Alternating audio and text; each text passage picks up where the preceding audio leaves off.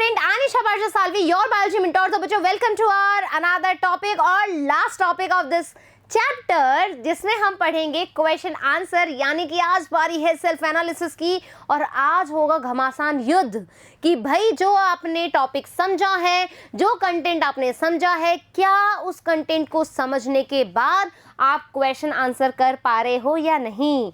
Language मैंने कहा था बहुत इंपॉर्टेंट है, जेनेटिक्स में लैंग्वेज ही रोल अदा करती है। कंसेप्ट क्लियर हो जाते हैं, आपको रेशोज निकलना आ जाएगा, आपको पता लग जाएगा ये डाई हाइब्रिड क्रॉस है, ये मोनो हाइब्रिड क्रॉस है, ये एपिस्टेसिस है, ये कोडोमिनेंस है। लेकिन क्वेश्चंस कैसे सॉल्व करोगे चुटकियों में, वो डिपेंड करता है आपकी एनसीईआरटी की रीडिंग और आपके प्रीवियस ईयर क्वेश्चंस पे। हमारे पास जो क्वेश्चंस है बच्चों, बहुत सारे क्वेश्चन वी हैव टुडे, और हमने क्या करना है, प्रीवियस ईयर के क्वेश्चन है तो ज़रूरी नहीं है सारे नीट के ही क्वेश्चन हो। यहाँ पर अपन जो मेडिकल एंट्रेंस एग्जाम्स होते हैं उसके भी क्वेश्चन लेकर आए, ताकि बच्चा कहीं पर भी जाकर के अपने आप को ऐसा फील ना करे कि ये क्वेश्चन मुझे आता ही नहीं है। हर तरह के क्वेश्चंस आपके पास मिलेंगे। तो चलिए विदाउट वेस्टिंग आवर टाइम हम स्टार्ट करते हैं हमारे questions. 2 allele of the same gene possess chemical variation of. आपसे पूछा गया है 2 एलील, ठीक है। मान लीजिए कि हमारे पास हाइट है, हाइट का जो एलील होगा वो कौन कौन से होगा, टॉल और शॉर्ट, ये एलील होंगे, ठीक है। ये लो पेयर में होते हैं। अब आपसे पूछा है कि ये जो सेम जीन है वो केमिकल वेरिएशन किस पर मिलेगा, क्या वो आपको लिपोप्रोटीन पे मिलेगा, क्या आपको वो कार्बोहाइड्रेट पे मिलेगा, या लिपिड्स पे, या डीएनए पे। तो जीन कहाँ प्रेजेंट होते हैं, बेसिकली डीएनए पे ही तो प्रेजेंट होते हैं। तो answer is D. Clear that, any doubt. चलें, among the following characters which one was not considered by Mendel in his experiment on P। आपसे पूछा है कि इन चारों में से कौन सा ऐसा कैरेक्टरिस्टिक है जो कि मेंडल सर ने पी प्लांट पे एक्सपेरिमेंट ही नहीं किया। तो याद करो हमारे पास 7 कैरेक्टर्स हैं, ठीक है, जो कि पी प्लांट पे मेंडल सर ने 7 ईयर्स में किए, ठीक है। 7 ईयर लगे थे उनकी पूरी एक्सपेरिमेंट को। फिर कौन कौन से लिए थे, तो याद करो, सीड कलर, सीड शेप, ठीक है, फ्लावर कलर, फ्लावर पोजीशन, ठीक है। इसके अलावा हम बात करें पोड शेप, पोड कलर, राइट, और स्टेम की जो हाइट है वो। तो 1 2 3 4 5 6 7 कैरेक्टर्स लिए थे। यहाँ पर देखो सीड की बात हो गई, सीड के कलर की बात हो गई, पोड के शेप की बात हो गई, स्टेम की हाइट की बात हो गई। क्या ये कहीं पर भी आया है, क्या ये कैरेक्टर इन 7 कैरेक्टर में कहीं पर भी आया है, नहीं आया है। तो आपको टिप्स पे पता होना चाहिए कि मेंडल सर ने किन किन कैरेक्टर्स को लिया, क्यों लिया। हमने बात करी थी कहाँ पर उनका क्रोमोसोम का लोकेशन था, ये भी हमने बात करी थी, राइट। तो आंसर इज ए। क्लियर, चले आगे। Which one from those given below is the period for Mendel's hybridization experiment। कितना, मैंने अभी जस्ट बताया था कितना ईयर लगा था बच्चों, 7 ईयर लगा था। लेकिन कौन सा वाला, क्या ये। तो आंसर आ जाएगा 1856 और 1863 के बीच में इन्होंने अपना हाइब्रिडाइजेशन का एक्सपेरिमेंट किया, राइट। चले आगे। असर्शन, ऐसे क्वेश्चन बहुत आते हैं बच्चों। असर्शन, अ जेनेटिक्स क्रॉस 2 प्लांट। एक जेनेटिक्स थे, उन्होंने 2 प्लांट को क्रॉस करवाया, गॉट 50% टॉल, जिसमें उनको 50% टॉल मिले और 50% ड्वार्फ प्रोजेनीज मिली। ये बोली है फर्स्ट लाइन। सेकेंड स्टेटमेंट देखो, रीजन, इन्होंने एक स्टेटमेंट दिया और उसका रीजन क्या है।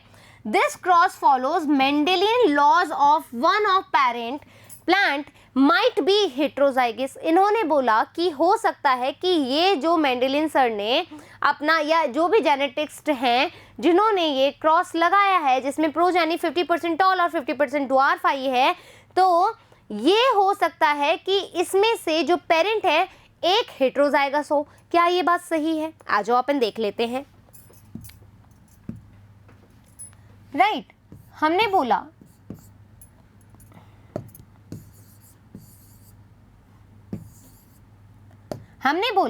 कि एक जो पेरेंट है वो हेटेरोजाइगस हो सकता है, तो दूसरा हम ये ले लेते हैं। अब हमने देखना है क्या इसका रेशो 50% 50% आ रहा है, टॉल और शॉर्ट वाला या ड्वार्फ वाला। चलो आ जाओ क्रॉस करवा लो। ठीक है, टी टी और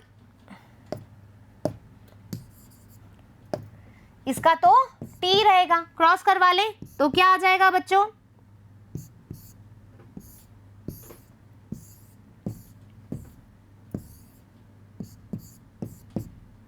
capital T small T, capital T small T, small T small T, small T small T. अब आप देख रहे हो 50% टॉल आ गए क्या? हाँ या ना? और 50% अपने पास क्या आ गए? ड्वार्फ आ गए। तो जो असर्शन का स्टेटमेंट था, क्या वो रीजन से बिल्कुल वेरीफाई कर रहा है? सही है ना? तो both assertion and reason are true and reason is correct explanation of assertion। जो assertion दिया है reason उसको verify कर रहा है, क्या बिल्कुल सही explanation है? हाँ भाई, आंसर अपना यही है, बिल्कुल सही है। आप सीधा ये भी निकाल करके देख सकते हो, जिसको लैंग्वेज आ गई वो इजीली निकाल सकता है, जिसको कंसेप्ट समझ में आ गया वो इजीली निकाल सकता है। Is that clear? चलें आगे। नेक्स्ट क्वेश्चन है, टेस्ट क्रॉस इन प्लांट्स और Drosophila involve crossing. Test cross में क्या करते हैं बेसिकली? याद करो, हमने बैक क्रॉस पढ़ा था बच्चों, है ना? बैक क्रॉस पढ़ा था। बैक क्रॉस में हमने क्या देखे था? 2 टाइप का देखा था, एक आउट क्रॉस और एक टेस्ट क्रॉस। हाँ ठीक है, आउट क्रॉस में हम क्या कर रहे थे? जो F1 आ रहा था, F1 हमारा ये आया था, इसको हम किससे क्रॉस करवा रहे थे? डोमिनेंट। ठीक है, डबल डोमिनेंट जीनोटाइप से, यानी कि हम इस तरीके से करा रहे थे। ये तो हो गया आउट क्रॉस। टेस्ट क्रॉस में हमने क्या करवाया था बच्चों? हमने F1 लिया और उसको डबल रिसेसिव जीनोटाइप से क्रॉस करवाया था। हाँ या ना? ये हो गया हमारा टेस्ट क्रॉस। तो हमसे पूछा है टेस्ट क्रॉस इन प्लांट्स और इन ड्रोसोफिला। जब हम टेस्ट क्रॉस करवा रहे हैं तो आखिरकार हम क्या कर रहे हैं? क्या हम between 2 genotype with recessive trait के साथ में हम क्रॉस करवा रहे हैं, या बिटवीन 2 F1 हाइब्रिड, या जो हाइब्रिड आया F1 में उन्हीं को आपस में क्रॉस करवा रहे हैं? The F1 hybrid with a double recessive genotype, या हम देखो F1 हाइब्रिड, जो हाइब्रिड आया है with a double recessive genotype के साथ क्रॉस करा रहे हैं, या between 2 genotypes, 2 genotypes with dominant trait के साथ क्रॉस करवा रहे हैं। तो आंसर आपको यहीं पर ही देखने से समझ में आ गया होगा कि see it's a correct answer of this question. Next, when 2 unrelated individuals और लाइंस आर क्रॉस्ड, जब 2 अनरिलेटेड इंडिविजुअल, ठीक है, अनरिलेटेड इंडिविजुअल है और वो क्रॉसिंग कर रहे हैं, the performance of F1 hybrid is often superior to both its parents, this phenomena is called. क्या होगा कि जब हमने 2 अनरिलेटेड इंडिविजुअल को क्रॉस करवाया तो यहाँ पर क्या होगा? जो F1 हाइब्रिड है वो क्या होगी? ऑफन सुपीरियर होगी टू बोथ इट्स पेरेंट्स, दोनों पेरेंट्स से सुपीरियर होगी। तो क्या वो हेटेरोसिस है, क्या वो ट्रांसफॉर्मेशन है, क्या वो स्प्लाइसिंग है, या मेटामॉर्फोसिस है? देखो बच्चों, ट्रांसफॉर्मेशन तो क्या करते हैं हम कि एक्सटर्नल हमने कोई जीनोमिक मटेरियल लिया और उसको ट्रांसफर करवा दिया। स्प्लाइसिंग में हम कट करते हैं इंट्रॉन और एक्सॉन्स को। मेटामॉर्फोसिस में हम उसका स्ट्रक्चर में चेंज करते हैं। तो हेटेरोसिस में हम क्या करते हैं कि 2 अनरिलेटेड इंडिविजुअल को जब हम क्रॉस कराते हैं तो F1 हमेशा ऑफन सुपीरियर रहेगी, किससे? बोथ पेरेंट्स से। तो ये किसका फिनोमेना है? हेटेरोसिस का फिनोमेना है। Next question, a cross in which an organism showing a dominant phenotype crossed with the recessive parent in order to know its genotype is called. यहाँ पर देखो लैंग्वेज समझनी है। पूछा है एक क्रॉस है, किसमें? एक ऑर्गेनिज्म में। क्या देख रहा है? डोमिनेंट फिनोटाइप इज क्रॉस्ड, जो डोमिनेंट फिनोटाइप है उसको क्रॉस करवाया जा रहा है with a recessive parent. Dominant trait क्या होगा? ये क्या है? है तो डोमिनेंट ही ना, F1 जनरेशन तो है, लेकिन यहाँ पर सारे प्लांट कैसे होंगे, टॉल ही तो थे, तो डोमिनेंट को मैं रिसेसिव से क्रॉस करवा रही हूँ, cross with the recessive parent in order to know it genotype. इसका जीनोटाइप जानने के लिए तो हम टेस्ट क्रॉस लगाते थे, याद है बैक क्रॉस हम क्यों लगाते थे, उसका जीनोटाइप जानने के लिए, तो उसको हम क्या कहते हैं, टेस्ट क्रॉस। क्लियर बात भाई, यहाँ पर ये बात बोलिए ना, रिसेसिव से करवा रहे हैं तो बैक क्रॉस नहीं आएगा, यहाँ पे टेस्ट क्रॉस आएगा। क्लियर दैट, चले आगे। Which one of the following can not be explained on the basis of, line को अच्छे से पढ़ेंगे, which one of the following can not, इनमें से कौन सा है जो एक्सप्लेन नहीं कर पा रहा है on the basis of Mendel's law of dominance. Law of dominance हमने किसमें पढ़ा था, मोनोहाइब्रिड क्रॉस के अंदर, याद आ रहा है, ठीक है। लॉ ऑफ डोमिनेंस में हम क्या कह रहे थे कि दो फैक्टर, मतलब हम कॉन्ट्रास्टिंग फैक्टर लेते हैं जिसमें एलील्स होते हैं, एलील पेयर में रहते हैं, एक एलील जो होता है वो दूसरे पे डोमिनेंट रहता है, मतलब उसको मास्क अप कर लेता है, एक रिसेसिव होता है, एक डोमिनेंट होता है। ये बात समझ में आ गई, राइट। क्या होगा, the discrete unit controlling a particular character is called a factor. ये बात बिल्कुल सही है कि लॉ ऑफ डोमिनेंस में ये बोला गया था कि एक डिस्क्रीट यूनिट, एक जीन लेंगे जो कि कंट्रोल अ पर्टिकुलर कैरेक्टर, जो कंट्रोल करेगा एक पर्टिकुलर कैरेक्टर को, उसको हमने क्या कहा था, फैक्टर। बिल्कुल सही है, यही बात बोली थी। दूसरी, out of one pair of factors, ठीक है, दोनों जो फैक्टर्स हमने लिए, कॉन्ट्रास्टिंग फैक्टर लिए हैं, one is dominant and other is recessive. Allelomorphism कैसे होगा, एक डोमिनेंट होगा और एक रिसेसिव होगा। सी वाली बात पढ़ो, allele do not show any blending and both the character recover as such in F2 generation. Factors occurs in pair, factor pair में होते हैं, एलील हम डबल टी स्मॉल टी है तो पेयर में रहेंगे। सी वाली बात थोड़ी सी अजीब लग रही है, क्यों, क्योंकि ब्लेंडिंग वाली बात हमने किस में पढ़ी थी, इंडिपेंडेंट असॉर्टमेंट में। हमने यही तो देखा था कि जो कैरेक्टर हैं वो एक साथ नहीं जा रहे हैं, वो अलग अलग शो कर रहे हैं। F2 जनरेशन में वो अपनी इंडिविजुअलिटी शो कर रहे हैं, यानी कि वो इंडिपेंडेंट असॉर्टमेंट दिखा रहे हैं। लेकिन हमसे तो पूछा है कि कौन सा ऐसा स्टेटमेंट है जो मेंडल के लॉ ऑफ डोमिनेंस को एक्सप्लेन नहीं करता है, तो डेफिनेटली सी वाला जो स्टेटमेंट है ये एक्सप्लेन ही नहीं कर रहा ना, ये तो बोल रहा है ब्लेंडिंग शो नहीं कर रहा है, ये तो हम इंडिपेंडेंट असॉर्टमेंट को बता रहे हैं, डोमिनेंस से तो यहाँ पर कुछ भी नहीं है, तो आंसर इज सी। क्लियर, चले आगे। The genotype of a plant showing the dominant phenotype can be determined by, यहाँ पर पूछा है जो जीनोटाइप है प्लांट का, जो डोमिनेंट फिनोटाइप शो कर रहा है, उसको हम कैसे पता लगा सकते हैं, क्या वो टेस्ट क्रॉस है, क्या वो डायहाइब्रिड क्रॉस है, पेडिग्री एनालिसिस है, बैक क्रॉस है। क्या आएगा इसका आंसर, इसका आंसर आ जाएगा हमारे पास टेस्ट क्रॉस। ठीक है, चलिए next. Which of the following characteristics represent inheritance of blood group in human. यहाँ पर पूछा गया है कि कौन से ऐसे कैरेक्टरिस्टिक्स हैं रिप्रेजेंट जो इनहेरिटेंस ऑफ ब्लड ग्रुप में होते हैं, क्या डोमिनेंस शो करता है ब्लड ग्रुप को, या को डोमिनेंस, या फिर मल्टीपल एलील, इनकम्प्लीट डोमिनेंस, या पॉलीजेनिक इनहेरिटेंस। ये सभी के सभी हम पढ़ चुके हैं।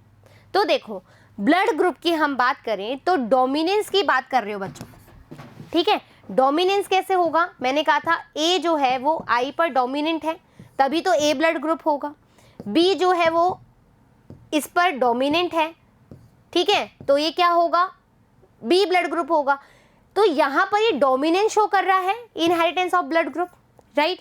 को डोमिनेंस, को डोमिनेंस हमने बोला था ए और बी वाले केस में दोनों के दोनों अपना क्या कर रहे हैं, एक्सप्रेशन दे रहे हैं, तो को डोमिनेंस आ गया।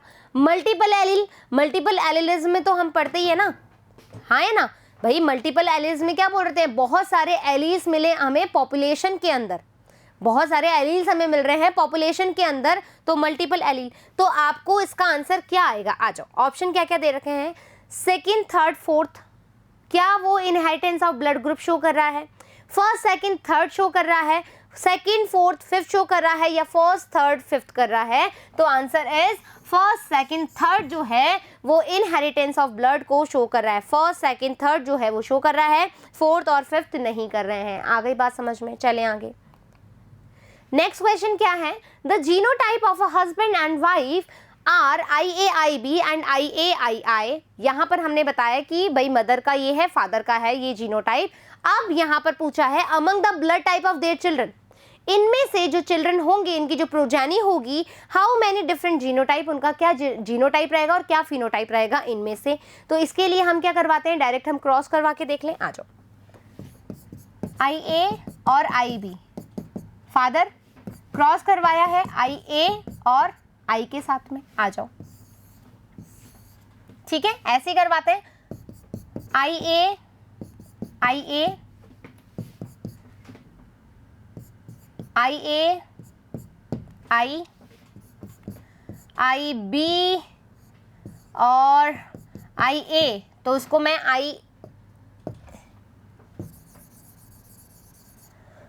इसको मैं ऐसे लिख देती हूँ, IA IB एंड IBI, ये होगी प्रोजेनी।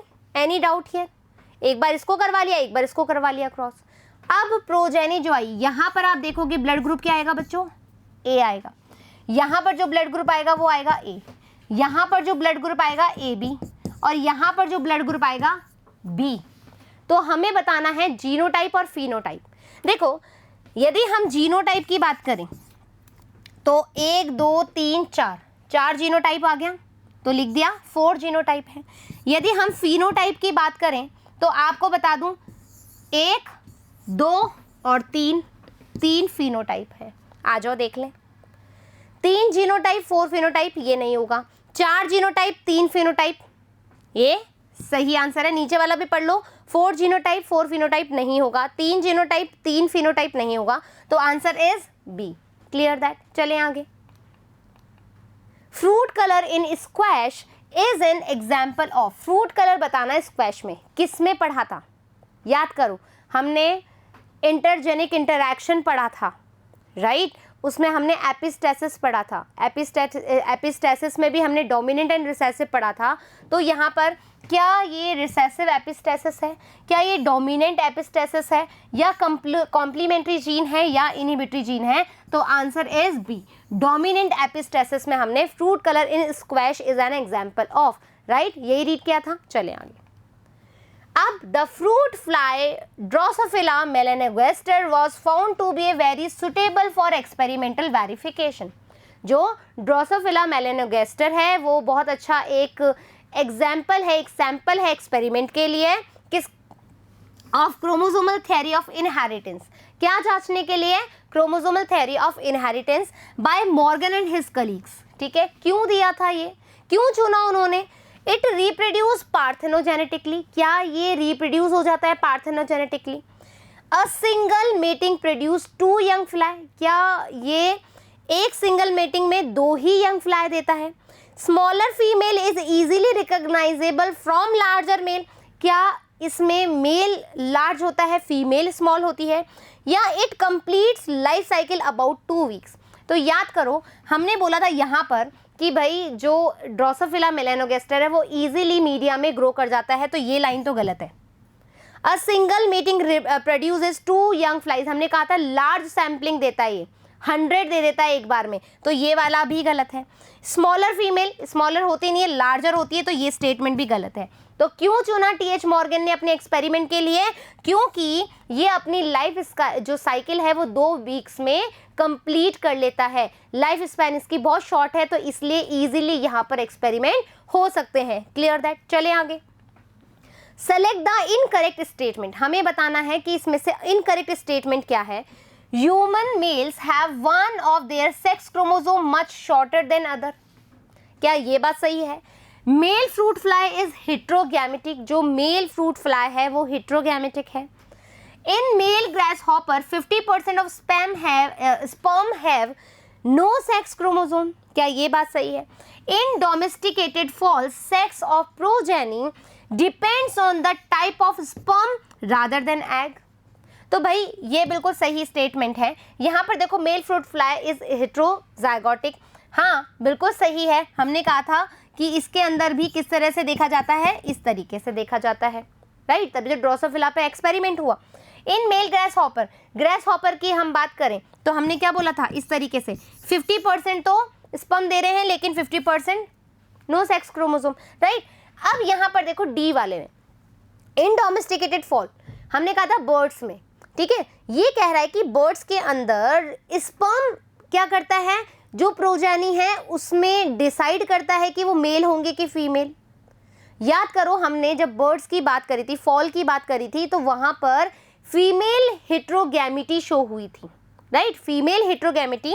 तो यहाँ पर जो शो हो रहा था ये तो हो रहा था मेल के लिए, और ये जो शो हो रहा था वो हो रहा था फीमेल के लिए। तो यहाँ पर एग्स जो हो रहे हैं वो प्रोजेनी को बता रहे हैं, ना कि यहाँ पर स्पर्म बता रहे हैं। तो ये जो है बिल्कुल गलत है, तो select the incorrect statement, D is a incorrect statement. Clear that. चलें आगे।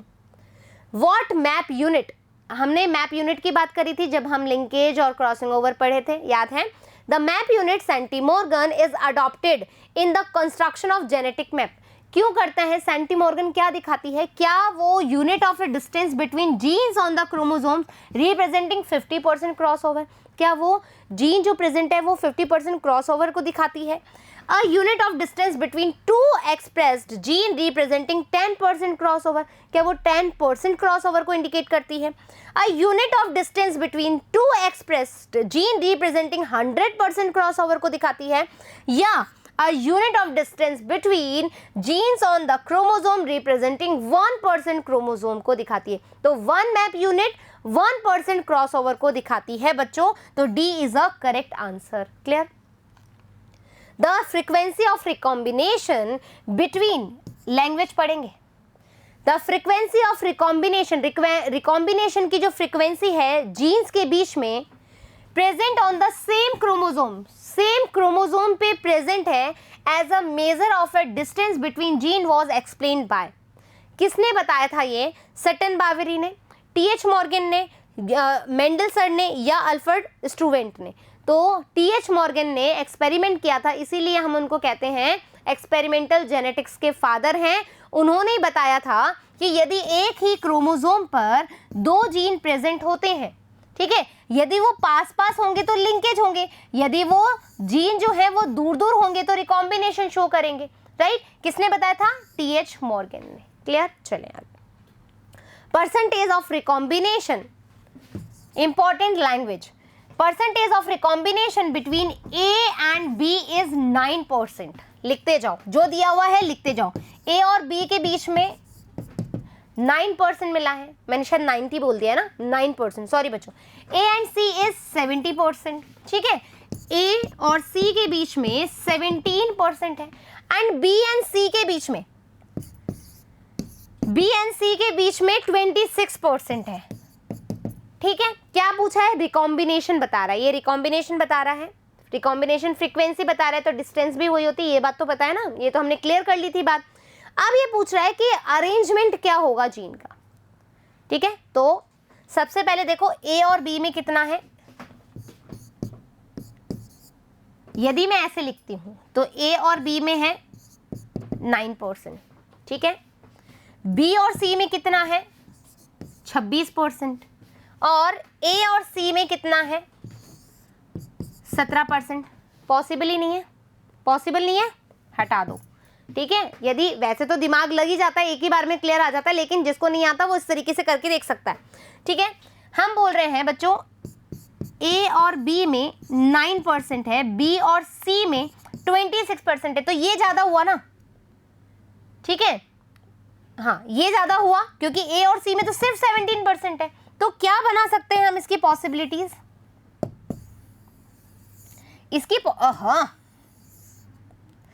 इसकी पॉसिबिलिटीज आप बना सकते हो कि बी और सी में, देखो कहाँ गया, बी और सी में कितना है, 26% है, 26% है, ठीक है। फिर ये बोल रहा है कि बी, ए और बी में कितना है, 9%, तो ए और बी में कितना है, 9%, ठीक है। फिर ये बोल रहा है कहाँ गया, ए और सी में, ए और सी में 17%, तो ये भी नहीं होगा, ये भी नहीं होगा। फिर आ जाओ, यदि मैं ऐसे करूं ए और बी में कितना है 9%, ए और सी में कितना है 17%, बी और सी में कितना है 26%। क्या अरेंजमेंट आ गया है? क्या अरेंजमेंट आ गया है? यस, बिल्कुल सही है। अरेंजमेंट जो है वो है बी ए सी। कहां पर है भैया बी ए सी? ये रहा, ठीक है, बी ए सी सही है कि बी और ए में 9%, ए और सी में 17%, तो बी और सी में 26% की डिस्टेंस है, तो बी ए सी इसका क्या आ जाएगा? जीन का अरेंजमेंट आ जाएगा। क्लियर? चलें आगे। असर्शन क्या है? The strength of linkage will be more when the distance between two gene is greater. पूछा है कि स्ट्रेंथ ऑफ लिंकेज, असर्शन बोला है कि लिंकेज की जो स्ट्रेंथ है वो तब ज्यादा होगी। लैंग्वेज समझना बहुत जरूरी है। स्ट्रेंथ ऑफ लिंकेज इसने बोला है कब ज्यादा होगी? कब ज्यादा होगी? जब डिस्टेंस ज्यादा होगा। Distance between two gene is greater. Distance ज्यादा होगा तो क्या लिंकेज ज्यादा होता है? हमने बात करी थी लिंकेज एंड रिकॉम्बिनेशन के या क्रॉसिंग ओवर की, कि लिंकेज तभी ज्यादा अच्छा होता है जब डिस्टेंस कम होती है। तो यानी कि असर्शन गलत बोल रहा है। रीजन देखो, crossing over will be relatively less. Crossing over की जो फ्रीक्वेंसी होगी वो लेस होगी कब? डिस्टेंसली लोकेटेड जीन, जब डिस्टेंस ज्यादा होगा। दोनों ने क्या कर दिया? अपोजिट कर दी बातें, अपोजिट कर दी। हम क्या कहते हैं कि क्रॉसिंग ओवर तब ज्यादा होगा जब डिस्टेंस ज्यादा होगी, है ना, और लिंकेज तब ज्यादा होगा जब डिस्टेंस जो है वो कम होगी। यहां तो उल्टा कर दिया। That means assertion and reason दोनों फॉल्स है। आ जाओ। Both assertion reason are true and reason is correct explanation of assertion. बिल्कुल गलत बात। Both assertion and reason are true but reason is not the correct explanation of assertion. बिल्कुल गलत। Assertion is true but reason is false. गलत। Both assertion and reason are false. बिल्कुल सही। तो D is correct answer of this question. Next पे, इन a test cross involving, ठीक है, question पढ़ो। इन अ टेस्ट क्रॉस की बात कर रहे हैं, involving F1 dihybrid flies. Dihybrid आता है F1 के अंदर। More parental type offspring were produce than the recombinant type offspring. यहां पर बोल रहा है कि जो पेरेंटल टाइप ऑफ स्प्रिंग है वो ज्यादा प्रोड्यूस्ड हो रही है, पेरेंटल जो आ रही है वो ज्यादा आ रही है, जबकि जो रिकॉम्बिनेंट है वो कम है। ऐसा कब होता है बच्चों? कब होता है? The two genes are linked and present on the same chromosome. क्या इसलिए ऐसा होता है? Both of the characters are controlled by more than one gene. क्या इसकी वजह से ऐसा हो रहा है? The two genes are located on the two different chromosome. क्या इसकी वजह से ऐसा हो रहा है? या chromosomes fail to separate during meiosis, इसकी वजह से हो रहा है। तो बच्चों, पेरेंटल फ्रीक्वेंसी तभी या पेरेंटल प्रोडक्शन तभी ज्यादा आता है जब जीन जो हो सेम क्रोमोसोम पे प्रेजेंट हो और पास प्रेजेंट हो, यानी कि लिंकेज की वजह से पेरेंटल प्रोडक्शन ज्यादा होता है, रिकॉम्बिनेंट कम होते हैं। Is that clear? तो फर्स्ट जो ए आंसर है बिल्कुल करेक्ट है। Next question, which of the following pair is wrongly matched. यहां पर बताना है कि इनमें से कौन सा रॉन्गली मैच्ड पेयर है। स्टार्च सिंथेसिस इन पी क्या मल्टीपल एलील का एग्जाम्पल है? एबीओ ब्लड ग्रुप कोडोमिनेंस सही है। एक्सोटाइप या एक्जीरोटाइप सेक्स डिटर्मिनेशन ग्रास हॉपर में देखी थी, बिल्कुल देखी थी। टीएच मॉर्गन लिंकेज को बताते हैं, बिल्कुल बताते हैं। देखो, star synthesis in a P multiple allele था क्या? ये हम कह रहे थे कि एक जीन बहुत सारे कैरेक्टर्स को शो कर रहा है, एक जीन मैनी कैरेक्टर को, तो प्लियोट्रॉफी का एग्जाम्पल है, राइट। तो यानी कि ए जो है यहाँ पर रॉन्गली मैच्ड है। क्लियर? चले आगे। असर्शन क्या है? In humans the gamete contributed by the male determines whether the child produce will be male और फीमेल। ये कह रहा है कि इन ह्यूमंस में जो गैमीट होता है वो मेल डिटरमाइन करता है कि वो मेल होंगे या फीमेल होंगे। ठीक है, ये बात सही है। रीजन देखो, sex in human is polygenic trait, polygenic trait है। Depending upon A cumulative effect, some genes on X chromosome and some on Y chromosome. इस पे डिपेंड होता है। आ जाओ, both assertion and reason are true, क्या दोनों चीज सही है? And reason is correct explanation of assertion. ठीक है, देखो बच्चों, पहली बात तो सही है, मानती हूँ, लेकिन दूसरी बात देखो, क्या ह्यूमंस में ये जो ट्रेट है वो पॉलीजेनिक होता है? क्या पॉलीजेनिक होता है? बिल्कुल भी नहीं, रीजन बिल्कुल गलत है। ठीक है, यानी कि ये वाला ऑप्शन गलत। Both assertion reason are true but reason is not correct explanation of assertion, बिल्कुल गलत। Assertion is true but reason is false, बिल्कुल सही है। असर्शन तो ट्रू है बट रीजन फॉल्स है। Both assertion and reason are false, गलत। तो C is a correct answer of this question. Now next question, XX or XY type of sex determination mechanism in an example of female heterogamity and in found in Drosophila। क्या heterogamity female की है और ये Drosophila में पाई जाती है? एक बात ये कही जा रही है। Reason, male heterogamity is seen in moth where male produce two different type of gamete। यहां पर बोल रहा है कि XX XY type of sex determination mechanism example of female heterogamety, क्या फीमेल हेट्रोगैमिटी का एग्जाम्पल है? एंड फाउंड इन ड्रोसोफिला, तो बच्चों ये मेल हेट्रोगैमिटी का है और ये ड्रोसोफिलो में तो पाई जाती है, यानी कि असर्शन भी गलत है। रीजन देखो, male heterogamety in seen in moth, moth में क्या मेल हेट्रोगैमिटी पाई जाती है, right, to produce different type of gamete. आ जाओ, both assertion and reason are true and reason is correct explanation of assertion, गलत। both assertion and reason are true but reason is not correct explanation of assertion, गलत। both assertion is true but reason is false, गलत। both assertion and reason are false, सही। D is a correct answer। now in our society women are blamed, important, इसके बारे में हमने बात करी थी during the video। In our society women are blamed for producing female children, कि female को ये तौहीन की जाती है उस पर कि तुम ही हो जिसकी वजह से फीमेल या गर्ल चाइल्ड हो रही है, right. Choose the correct answer of the sex determination in human, आपको बताना है कि नहीं ऐसा नहीं है, क्या सेंटेंस सही रहेगा, क्या स्टेटमेंट सही रहेगा। Due to some defect like aspermia in man, क्या अस्पर्मिया इन मैन की वजह से गर्ल चाइल्ड होती है। Due to the genetic makeup of a particular sperm which fertilize the egg, कौन सा जो स्पर्म है, एक्स क्रोमोसोम है, वाई क्रोमोसोम है, जो एक्स को फ्यूज कर रहा है उस पर डिटरमाइन होता है। Due to the genetic makeup of the egg, क्या एग का जेनेटिक मेकअप इसको डिपेंड करता है सिचुएशन को। Due to some defect in the woman, क्या डिफेक्ट है वुमन में इसलिए होता है। तो बच्चों आप देखोगे कि कौन सा जो जेनेटिक मेकअप है, जो पर्टिकुलर मतलब एक्स क्रोमोसोम उससे फ्यूज हो रहा है या वाई क्रोमोसोम उससे फ्यूज हो रहा है, ये डिपेंड करता है ना। फीमेल रिस्पॉन्सिबल नहीं है और ना ही मेल है, ये एक जेनेटिक मेकअप ही ऐसा है, कौन सा उस समय मतलब क्रोमोसोम उससे फ्यूज होगा एक्स से, उसी से ही तो प्रोजेनी बनेगी, राइट। तो answer is B. Clear that? What is the genetic disorder in which an individual has an overall masculine development, gynecomastia and is sterile?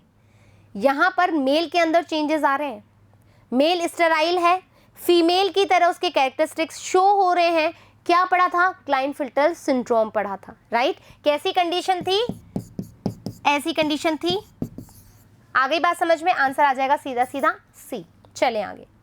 Assertion, phenylketonuria, haemophilia and sickle cell anaemia are genetic disorder, ये सारे के सारे genetic disorder है, सही बात है।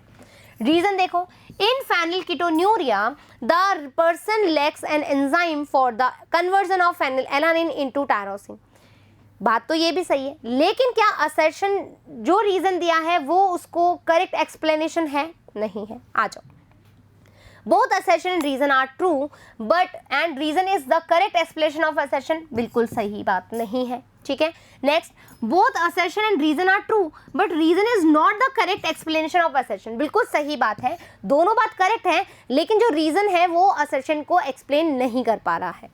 फिर ये दोनों तो गलती हुए, तो आंसर इज बी। क्लियर? चले आगे। असर्शन क्या है? Down syndrome, Klinefelter syndrome and Turner syndrome are chromosomal disorder है। Reason in Klinefelter syndrome, female are sterile, क्या क्लाइनफिल्टर में फीमेल स्टेराइल होती है? अभी जस्ट दूसरा या तीसरा जो था हमारा क्वेश्चन था वो हमारा क्लाइनफिल्टर सिंड्रोम पे था। तो ये बात बिल्कुल सही है बट ये बात गलत है। तो क्या आ जाएगा answer? Both assertion and reason are true, नहीं, दोनों ही गलत बात। Both assertion and reason are true, ये भी गया। ठीक है, फटाफट आंसर करेंगे। Assertion is true but reason is false, बिल्कुल सही बात है, राइट। तो answer C is a correct. Now next question. तो नेक्स्ट क्वेश्चन क्या है? A woman has an X linked condition. कैसी है? एक्स लिंक्ड कंडीशन है on one of her x chromosome. ठीक है, this chromosome can be inherited by. यहाँ पर पूछा है कि वुमन जो है एक्स लिंक्ड कंडीशन पे है, तो क्या मैं इसको इस तरीके से रिप्रेजेंट कर सकती हूँ, यानी कि वुमन क्या है? कैरियर है। ठीक है, यहाँ पर मेल के बारे में कुछ नहीं दिया हुआ है। मैंने आपको कहा है कि जब मेल के बारे में नहीं दिया हुआ है तो हम उसको नॉर्मल ही कंसीडर करते हैं, नॉर्मल ही कंसीडर करते हैं। आ जाओ, इसकी प्रोजेनी बना लो बच्चों।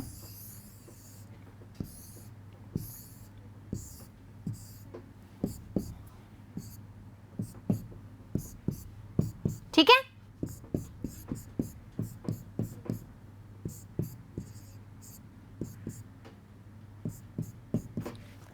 ठीक है, यहां पर पहली बात तो, ठीक है, पहली बात तो यहां पर 50% गर्ल चाइल्ड है और 50% सन है या डॉटर। ठीक है, कुछ भी लिख लो, राइट। अब देखोगे यहां पर पूछा है कि जो डिजीज है वो किस में इनहेरिट होगी?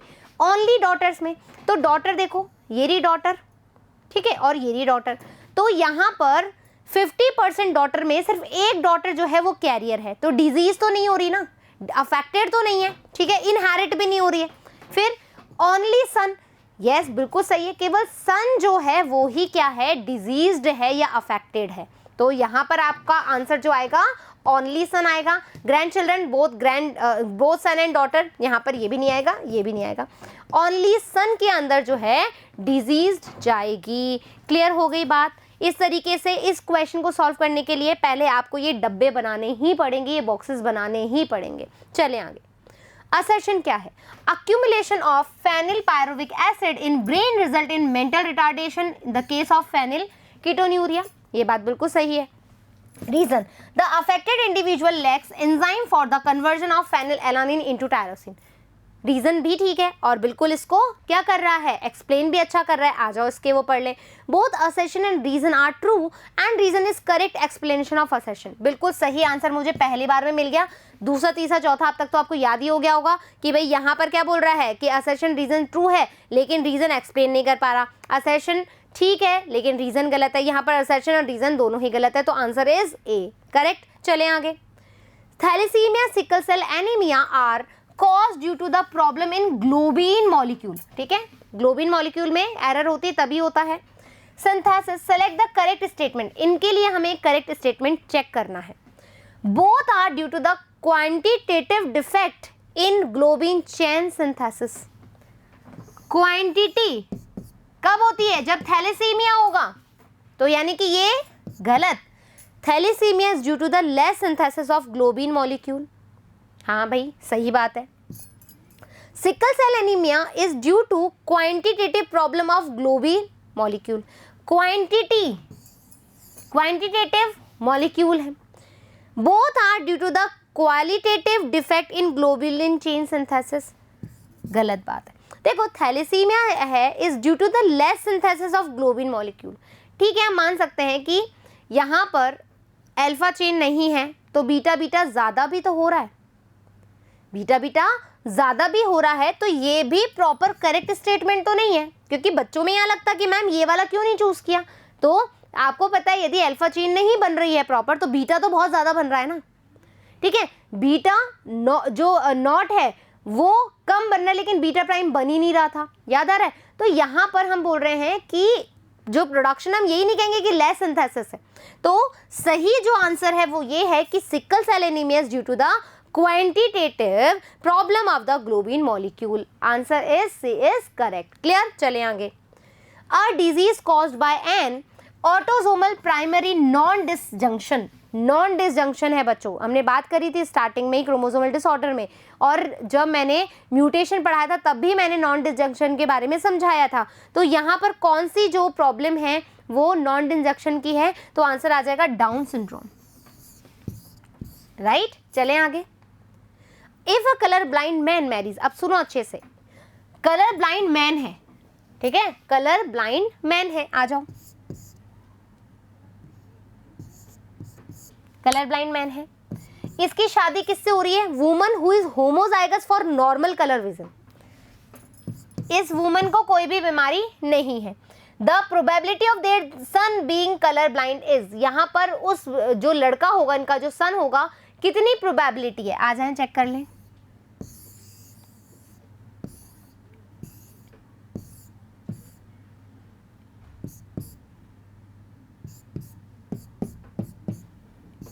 ठीक है,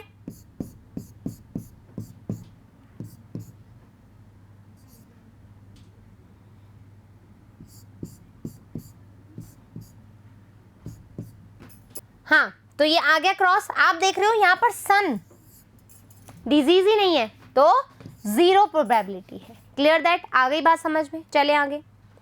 pick out the correct statement, यहाँ पर आपको करेक्ट स्टेटमेंट चूज करना है। Haemophilia is sex linked recessive trait या disease, sorry.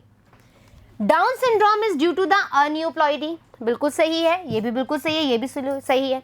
Phenyl ketonuria is an autosomal recessive gene disorder, बिल्कुल सही है।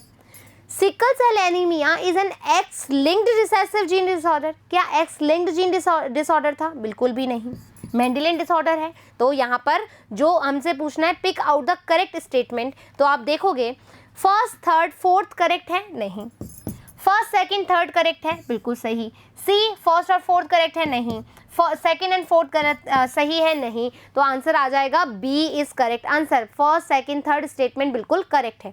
Now which of the following most appropriately describe haemophilia, haemophilia को आप किस तरीके से डिस्क्राइब करोगे? क्या उसको क्रोमोसोमल डिसऑर्डर बोलोगे? क्या हीमोफीलिया क्रोमोसोमल डिसऑर्डर है? बिल्कुल भी नहीं। डोमिनेंट जीन डिसऑर्डर है, रिसेसिव जीन डिसऑर्डर है, लेकिन आपसे पूछा है एप्रोप्रिएटली, मोस्ट एप्रोप्रिएटली, ये बिल्कुल सही है, रिसेसिव जीन डिसऑर्डर है, लेकिन यदि मैं इसको x linked recessive gene disorder बोलूंगी तो ये ज्यादा अच्छा लगेगा हीमोफीलिया के रिगार्डिंग। तो answer is D, x linked recessive gene disorder, right. इस तरीके से हमने बच्चों बहुत तरीके से क्वेश्चंस देखे थे, ठीक है। आपको अच्छे से समझ में भी आया होगा, क्या चीज़ें कहाँ कमी हो रही होगी वो भी आपने एनालाइज कर लिया होगा। देखो बच्चों, यदि आपको क्वेश्चन सॉल्व नहीं हो रहे हैं दैट मीन्स आपने ठीक से नहीं पढ़ा है, ठीक है। एक बार अच्छे से पढ़ो, कंसेप्ट क्लियर करो, घबराना नहीं है। जेनेटिक्स बहुत ही इंटरेस्टिंग है, जेनेटिक्स यदि एक बार आ जाए तो, ठीक है। इजी से आप क्वेश्चन कर पाओगे, बहुत अच्छा स्कोरिंग है। आप देखोगे लैंग्वेज समझनी होती है, आंसर इजी हो जाता है, राइट। तो आशा करती हूँ कि ये वाला जो चैप्टर है वो बहुत अच्छे से समझ में आया होगा। फिर मिलेंगे अपन न्यू चैप्टर के साथ, जब तक थैंक यू।